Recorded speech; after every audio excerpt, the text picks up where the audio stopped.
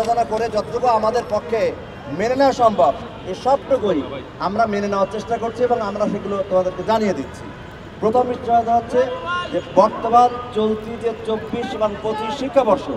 এই শিক্ষাবর্ষ ভর্তির যে প্রক্রিয়া হবে অর্থাৎ ঢাকা বিশ্ববিদ্যালয় যে অধিভুক্ত সেই প্রেক্ষিতে হবে, নাকি বিশেষ তিতুমির কলেজের জন্য কোনো বিশেষ কাঠামোর অধীনে হবে, নাকি জাতীয় বিশ্ববিদ্যালয়ের অধীনে হবে, এইটা পর্যালোচনা করে অতি দ্রুত সম্ভব একমতে আসার জন্যে তিতুমির কলেজের শিক্ষক মণ্ডলী, ছাত্র প্রতিনিধি এবং শিক্ষক মন্ত্রণালয়ের প্রতিনিধিদের সম্মিলিতভাবে একটি প্রস্তাবনা তৈরি করে এবং সেটি যাতে সবার কাছে গ্রহণযোগ্য হয় এবং একটা ভালো চমৎকারভাবে বর্তমান চলমান যে শিক্ষাবর্ষে ভর্তি কাজের সমাপ্ত হয় সেই সিদ্ধান্ত অতি দ্রুত গ্রহণ করা হবে। 2 নম্বর বিষয় হচ্ছে